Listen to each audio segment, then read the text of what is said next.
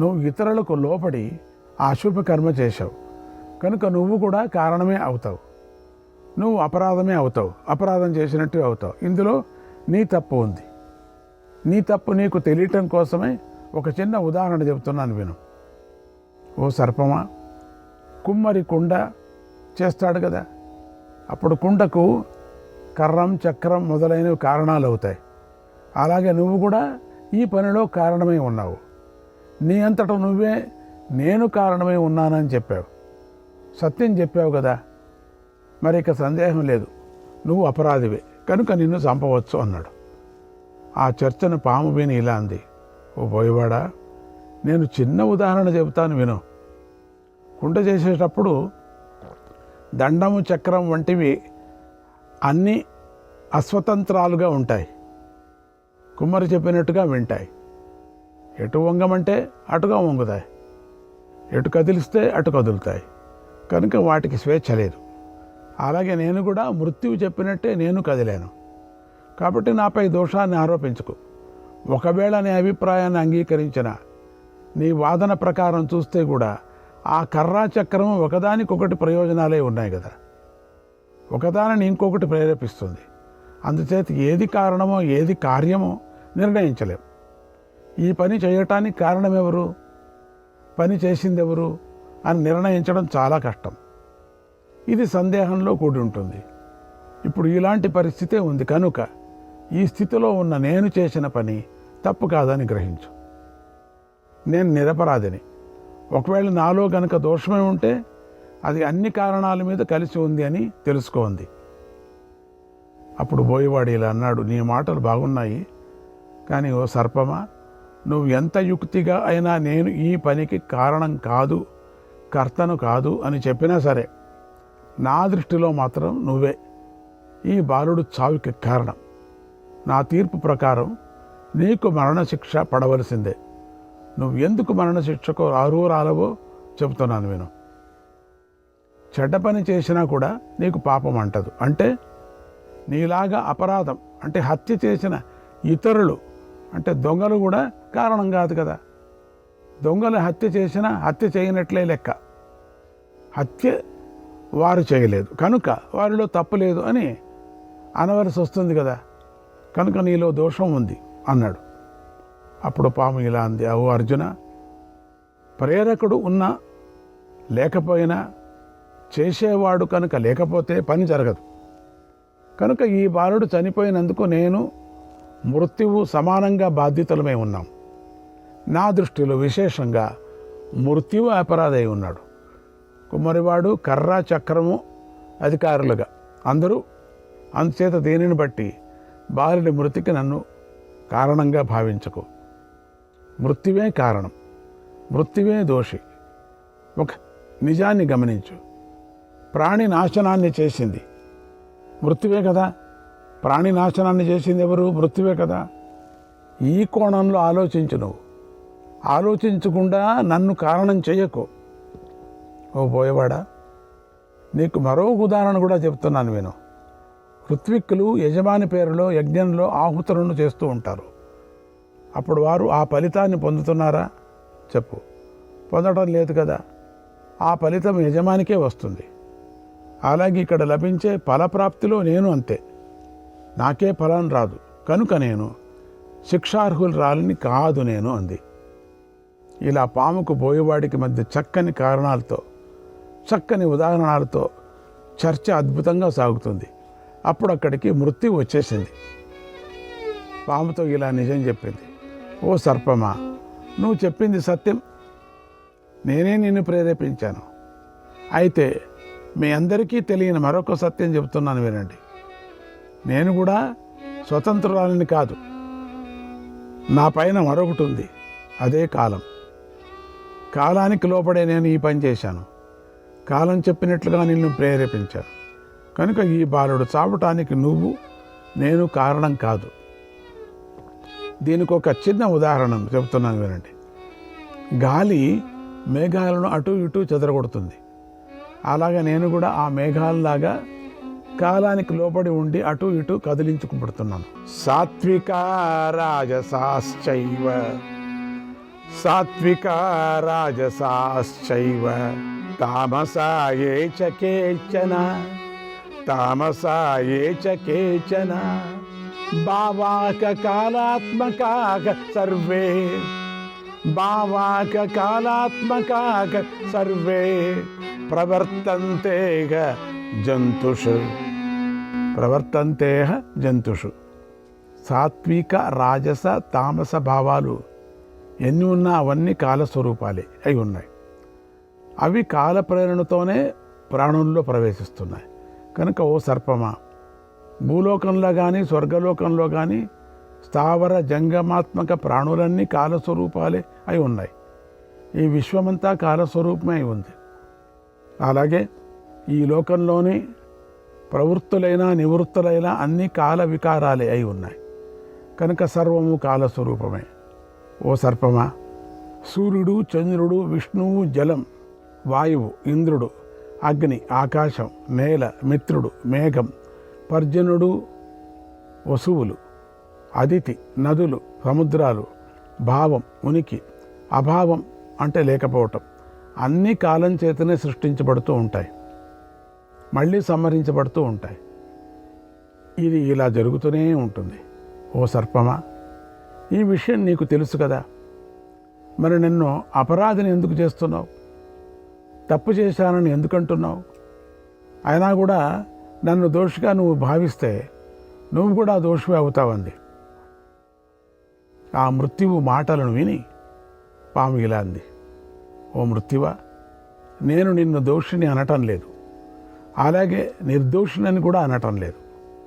నువ్వు నన్ను ప్రేరేపించావు, అవి మాత్రమే అంటున్నాను. ఈ విషయంలో కాలమే దోషి కావచ్చు లేదా కాకపోవచ్చు, కాలానిది తప్పు కావచ్చు కాకపోవచ్చు. కనుక నాలోని దోషాన్ని పరీక్షించకూడదు, పరీక్షించే అధికారం మనకు లేదు. ప్రస్తుతం ఇప్పుడు నా మీద పడ్డ ఈ ఆరోపణను ఏదో ఒక విధంగా తొలగించుకోవాలి, అదే నా పని అయి ఉంది. ఊరూరికి ఇద్దరు చేరుకొని కాలం కాలం అంటున్నారు, నాదేం కాదు ఇది, ఇందులో మృత్యువే దోషి అని చెప్పటం మాత్రం నా ఉద్దేశం కాదు అంది. తర్వాత పాము బోయవాడైన అర్జునుడితో ఇలా అంది, ఓ బోయవాడా, మా చర్చంతా విన్నావు కదా, మరి ఇప్పుడు చెప్పు, మేము తప్పు చేశామా చేయలేదా? మేము దోషులమా నిర్దోషులమా? నేను మాత్రం నిరపరాధిని కనుక నన్ను త్రాళ్లతో కట్టి బాధ పెట్టడం నీకు మంచిది కాదు కదా అంది. అప్పుడు బోయవాడు ఇలా అన్నాడు, ఓ సర్పమా, ఈ మధ్య జరిగిన చర్చ బాగుంది, మీ మధ్య ఇద్దరి మధ్య ఉంది, మీ మాటలని నేను విన్నాను. దీన్ని బట్టి నాకు తెలిసింది ఏమిటంటే నువ్వు మృత్యువు ఇద్దరూ తప్పు చేసిన వారే, మీరిద్దరూ కూడా ఈ బాలుడు చావుకు కారణమే. చిచి, ఈ మృత్యువు సజ్జనులను దుఃఖాన్ని కలిగించే క్రూరుడు, దుర్మార్గుడు అని వీడిని కూడా పగ్గాలతో కట్టాల్సిందే అనుకున్నాడు. ఈ పాపాన్ని మీరిద్దరూ చేశారు కనుక నేను మీ ఇద్దరిని విడిచిపెట్టను, ఇద్దరిని చంపేస్తానన్నాడు, ఇద్దరిని కట్టేశాడు. అప్పుడు మృత్యువు బోయవాడితో ఇలా అంది, బోయవాడా, మేమిద్దరము కాలం చేతిలో ఉన్నామని గ్రహించు. మేము అస్వతంత్రులం, కాలం చెప్పినట్టు చేసేవారం అని తెలుసుకో, కనుక సరిగ్గా పరిశీలించి చూడండి. అప్పుడు బోయవాడు, ఓ మృత్యువా, ఓ సర్పమా, సరే మీ దృష్టిలోనే ఆలోచన చెప్తున్నాను వినండి. మీ ఇద్దరూ కాలానికి ఆధీనులై ఉంటే, అస్వతంత్రులై ఉంటే నాకు మీ వల్ల సంతోషం ఎందుకు కలుగుతోంది, అలాగే కోపం ఎందుకు కలుగుతుంది? దీనికి కారణం ఏమిటి? నాకు ఈ విషయాన్ని చెప్పండి అని అడిగాడు. అప్పుడు మృత్యువు ఇలా అంది, యాకాచిదేవ చేష్టా స్యాత్, యాకాచిదేవ చేష్టా స్యాత్ సర్వకాల ప్రచోదిత, సర్వకాల ప్రచోదిత పూర్వమేవైతదుక్తం హి, పూర్వమేవైతదుక్తం హి మయా లుబ్ధక కాలతః, మయా లుబ్ధక కాలతః. ఓ బోయవాడా, ఏ చేష్ట అయినా సరే అంతా కాలం యొక్క ప్రేరణతోనే జరుగుతోంది. నేను ఈ విషయాన్ని నీకు ముందే చెప్పాను. నీకు కలిగిన బాధ సంతోషం మా వల్ల కాదు, కాలం వల్లే కలుగుతుందని గ్రహించు. అందువల్ల మేమిద్దరము అస్వతంత్రులం, కాలం యొక్క ఆదేశాన్ని పాటించేవాళ్ళము. అందువల్ల నువ్వు ఎప్పుడూ మమ్మల్ని అపరాధులను చేయకూడదు అంది. ఇలా గౌతమి, పాము, బోయవాడు, మృత్యువుల మధ్య అద్భుతమైన చర్చ సాగుతూ ఉండగా ధర్మార్థ సంశయం ఏర్పడింది అక్కడ. అప్పుడు అక్కడికి కారుడు వచ్చాడు. పాము మృత్యువులను చూసి బోయవాడితో మాట్లాడాడు. ఒక అద్భుతమైన తీర్పుని ఇలా ఇచ్చాడు. ఓ అర్జున, ఈ బాలుడు చావుకు నేను, మృత్యువు, ఈ పాము కారణం కాదు. మేము తప్పు చేయలేదు. అర్జున, ఈ బాలుడు చేసిన కర్మయే ఈ మృత్యువుకు కారణమైంది. అంతేగాని ఈతడి మరణానికి ఎవరూ కారణం కాదు. ఇంకా స్పష్టంగా చెబుతున్నాను విను. యదనేన కృతం కర్మ, యదనేన కృతం కర్మ, తేనాయం నిధనం గతగ, తేనాయం నిధనం గతగ, వినాశహేతు కర్మాస్య, వినాశహేతు కర్మాస్య, సర్వే కర్మవశ వయం, సర్వే కర్మవశ వయం. ఈ బాలుడు చేసిన కర్మ వల్ల మరణించాడు. ఇతడు చేసిన పనే ఇతడికి వినాశానికి కారణమైంది. మేమందరము కర్మకు ఆధీనమై ఉన్నాం అంతే, కర్మకు వశలమై ఉన్నామంతే. లోకంలోని అంతటికీ కర్మయే దాయాది. పుత్రులు పౌత్రులాగా అనుసరిస్తుంది కనుక కర్మయే సుఖదుఖాలకు కారణం. కర్మలే లోకంలో ఒకరికొకరు ప్రేరేపిస్తాయి. మా పరిస్థితి కూడా అదే. కర్మచేతనే మేము ప్రేరేపించబడ్డాం. నేను ఒక ఉదాహరణను చెబుతున్నాను విను. కర్త మట్టి ముద్ద నుండి తనకిష్టమైన రూపాన్ని తయారు చేసుకుంటాడు. అలాగే మానవుడు తాను చేసిన కర్మలను అనుసరించి ఫలితాలను అన్నిటినీ పొందుతాడు. సుఖదుఖాలు పొందటానికే కర్మే కారణం. యథా ఛాయ తపో నిత్యం, యథా ఛాయ తపో నిత్యం, సుసంబంధౌ నిరంతరం, తథా కర్మ చ కర్తా చ, తథా కర్మ చ కర్తా చ, సంబద్ధాత్మకర్మభిః, సంబద్ధాత్మకర్మభిః. నిత్యము నిరంతరంగా ఎండ నీడ కలిసి ఉన్నట్టుగా కర్మ కర్త కూడా ఆయా కర్మలకు అనుగుణంగా కలిసే ఉంటారు. ఇది సత్యం.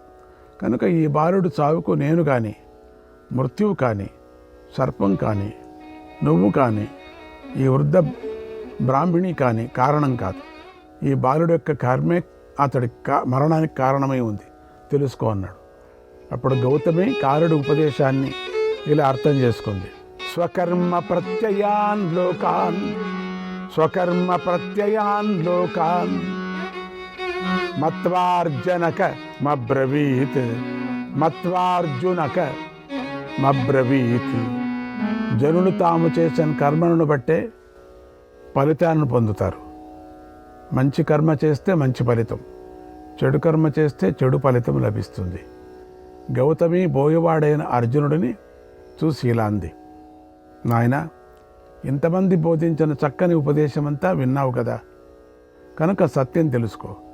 నా పుత్రుడి చావుకు కాలుడి కానీ, సర్పం కానీ, మృత్యువు కానీ ఇక్కడ కారణం కాదు. నా పుత్రుడు తన కర్మ వలనే కాలుడి ద్వారా చనిపోయాడు. ఓ అర్జున, నేను కూడా నా పుత్రుడి మరణానికి కారణమైన కర్మ చేసే ఉంటాను. కనుక ఇందులో నా తప్పు కూడా ఉంటుంది కదా. నేను అపరాధనే కదా. ఆలోచించు.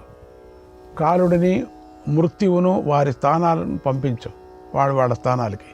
పామును విడిచిపెట్టండి. వృద్ధురాలైన గౌతమి మాటలు విని బోయవాడైన అర్జునుడు ఆలోచించాడు. తాను చేసుకున్న కర్మయే అన్నిటికీ కారణం. కర్మతోనే అందరూ ప్రేరేపించబడుతున్నారు, కర్మతోనే ఫలాలను అందుకుంటున్నారు అని గ్రహించాడు.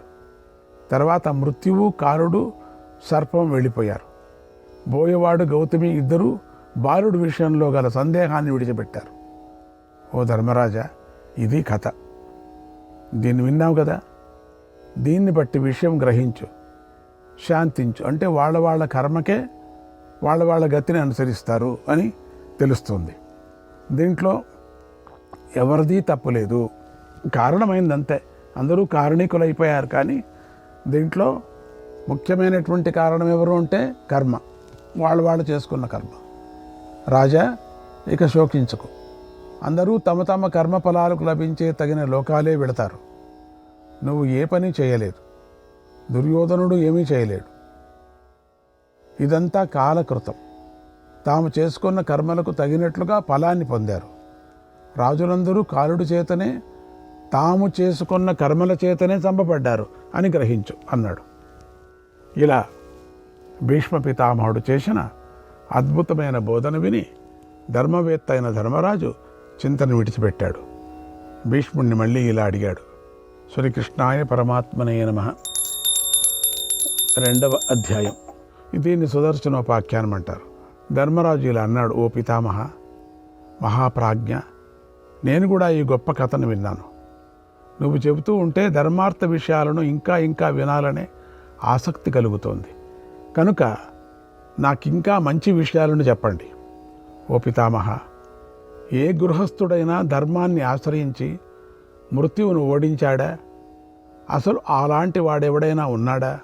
అంటే అతడి గురించి నాకు యథాతథంగా చెప్పు అని అడిగాడు. అప్పుడు భీష్ముడు ఇలా అన్నాడు, చెప్తున్నాడు. ఓ ధర్మరాజా, నీకు మంచి సందేహం కలిగింది. నీ ఈ సందేహానికి సంబంధించిన ఒక పురాతన కథ ఉంది. దాన్ని నేను నీకు చెబుతాను విను. ధర్మరాజా, మను ప్రజాపతికి ఇక్ష్వాకుడు అనేటువంటి ఒక కొడుకు ఉన్నాడు.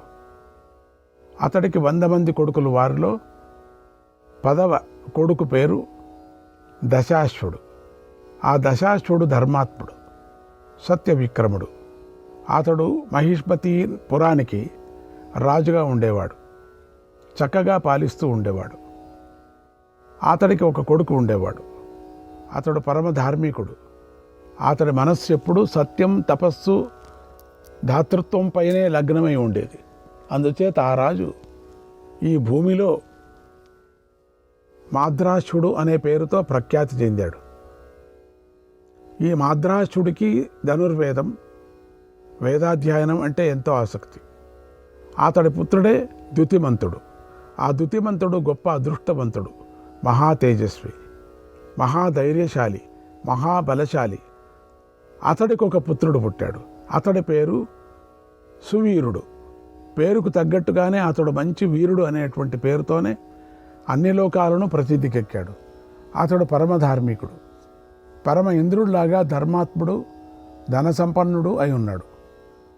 ఆ సువీరుడి కొడుకు దుర్జయుడు. అతడు కూడా తన పేరుకు తగ్గట్టుగానే అన్ని యుద్ధాల్లోనూ ఇతరులకు జయించరాని వాడే ఉన్నాడు. ఈ మామూలుగా ఈ కథల్లో మనకు ముత్తాత పేరు, తాత పేరు, నాన్న పేరు, కొడుకు పేరు, తన కొడుకు పేరు, మనవుడి పేరు, మన ముద్దు మనవుడి పేరు చెప్తారు. కారణం ఏమిటంటే వాళ్ళ వంశ వృక్షం అటువంటిది. అంటే వాళ్ళు ఎటువంటి వారు? ఈ యజ్ఞాగాదులు చేసిన వాళ్ళు, అస్త్ర విద్యలో ప్రవీణులైనటువంటి, అన్ని ధర్మయుద్ధంలో గెలిచిన వాళ్ళు, ఒక్కొక్కరికి అట్లా ఈ మనవుడికి ఎట్లా ఉంటుంది అని దీనంతా ఒక ప్రేరేపణతో, అంటే ఒక ఫౌండేషన్తో చెప్పుకొని వస్తారు. అంతేగాని అయ్యో వాడు కొడుకు వీడు కొడుకు ఏమంటారో ఎంత బద్దు అనుకోకూడదు. మనం ఆ కథలోనే అర్థమవుతుంది మనకు. ఈ కొడుకు ఇటువంటి వాడని అప్పటికి మనకే తెలిసిపోతుంది. కథ అంతా మనకు తెలిసిపోతుంది. ముది మనవుడు అనే లోపల తెలిసిపోతుంది. ఆ దుర్జయుడి పుత్రుడు దుర్యోధనుడు. దుర్యోధనుడు సామాన్యుడు కాడు. ఇంద్రుడు అటువంటి శరీరం గలవాడు, అశ్వినీ దేవతల వంటి కాంతి గలవాడు. ఆనాటి రోజుల్లో శ్రేష్ఠుడు. అంటే దుర్యోధనుడు ఇక్కడ వచ్చే బోయవాడు పేరు అర్జునుడు వచ్చింది.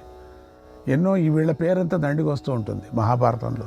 మాటిమాటికి అదే భీముడు అనుకోకూడదు, మనం తెలుసుకోవాలి. మనం ఇంద్రుడితో సమానమైన పరాక్రమవంతుడు దుర్యోధనుడు. యుద్ధాలలో ఎప్పుడూ వెనక్కు తిరగలేదు.